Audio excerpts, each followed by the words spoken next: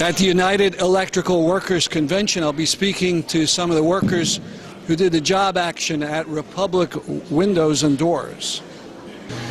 Armando, here in the East, we don't really know too much about what happened, but it seems like something very important happened last December at your workplace. Could you give us some of the details?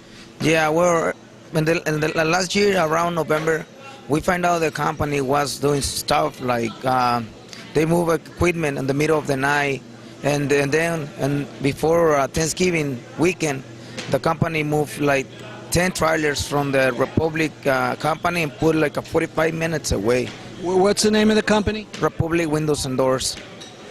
So they moved 10 trailers and the weekend before Thanksgiving night. So I give part to my union representative, and he came to the area. We searched a couple hours. We stay around there.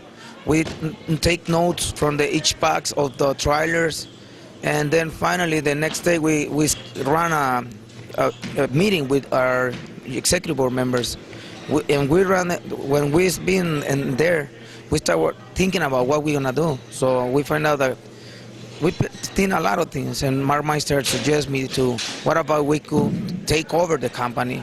And I asked him, how could we make this possible? He told me, well, just sit in there and just stay there and don't go nowhere. It was a great idea. I broke to the executive board, and then we asked for volunteers, because we don't want, in that moment, we think and to don't risk people. The ones has problems with the law, maybe police or the UI, stuff like that. Probably,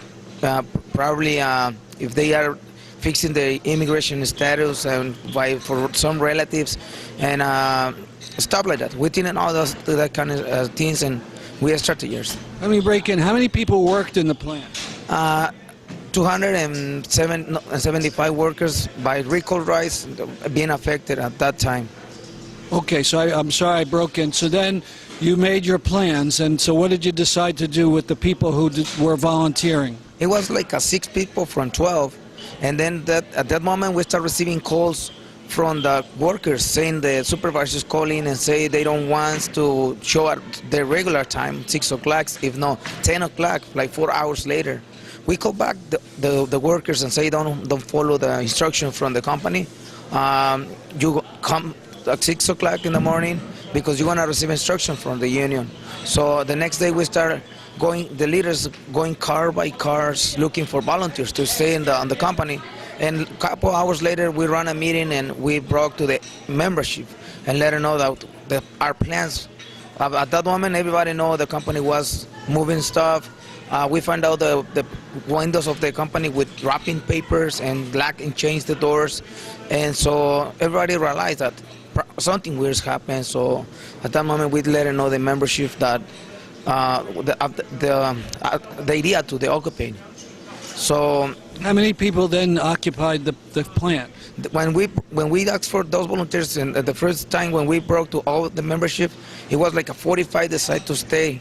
And December the 2nd, the company told us they're gonna close operation on December the 5th. They said they don't gonna cover 2 weeks. They don't wanna give us pay for 2 weeks. The one we work. And you had a right to that pay? Yes, because it was our weekly place. It was our salary for those 2 last week. And they told us we don't want to receive our vacations. And they said the health insurance is going to cover just to December the 15th. So we go to the next day we go to the Bank of America. And the reason they say they don't going to cover, they're going to close operation because the Bank of America don't extend the credit lines. So we go the next day and protest in the Bank of America. We make a huge rally. I remember that day I was feeling like it was my last protest I'm gonna make with UE. I was feeling so frustrated. But at the end, when we come back from this protest from the bank to Republic Windows and Doors, I was feeling something real bad, and I tried to talk to my co-workers. So the only thing I did is just stand up and told my co-workers, you know what, brothers and sisters, I don't want to say I feel really happy for the situation we are passing right now. I'm feeling real bad, but you know what? I feel proud of you because it's the first time with my own local has a huge manifestations, around 150 workers walking around in the front of the Bank of America. It was raining, it was freezing, but we don't care. And this is the Bank of America getting all that help from Uncle Sam, right? Yeah, it's the Bank of America, the one received the $25 billion. It's the same one. So when we go back on December the 5th, the company told us when the health insurance find out that the company is going to close the doors, they say they cancel our coverage immediately. So we frustrated, we pissed off, and we say, you know what, we don't go nowhere, we want to stay here. We ran a meeting with the owner of the company and Bank of America. We set up a meeting at 4 o'clock in the afternoon. Everybody showed except the owner of the company. So we come back to the company. We brought to the membership the message. And that moment we ran an election and we decided to stay for the rest of the weekend to get better resolution from the company.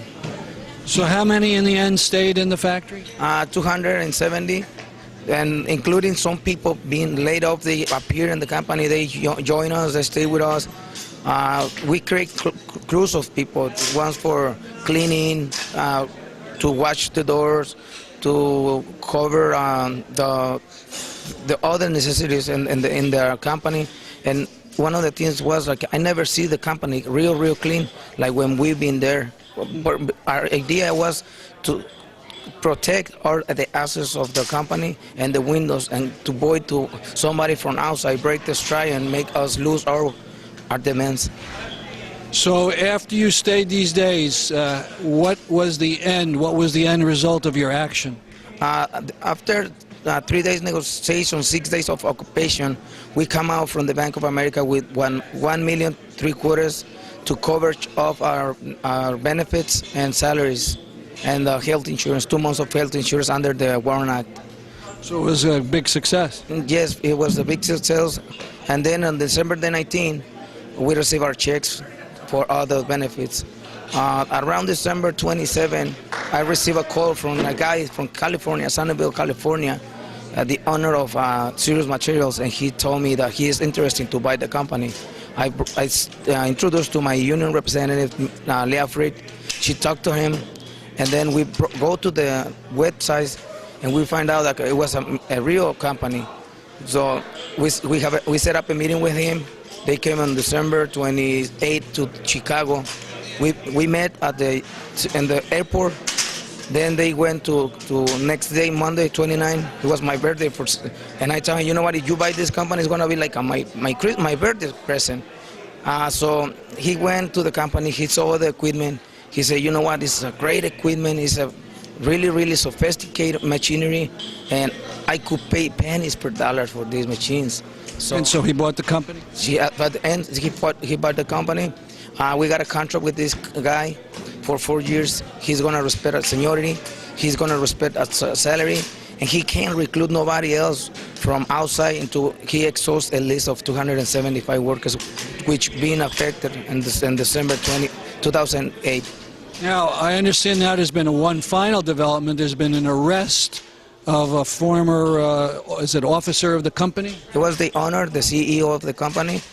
Before we came, 3 days before we came to this convention, and last Thursday, they put in prison, and they put a bail for $10 million, which is in the Chicago, in the Illinois history, nobody have one bail like that huge. And the reason, what I know is from the people saying the judge decided to do that because she says 200 and almost 300 workers out in the street and families suffering for his bad decisions. Well, very inspiring story. Thank you very much. You're welcome. Thank you very much. Ricky, I wanted to ask you about what it was like inside during the occupation. How long was it again? It was actually 6 days, and it was really a dark time.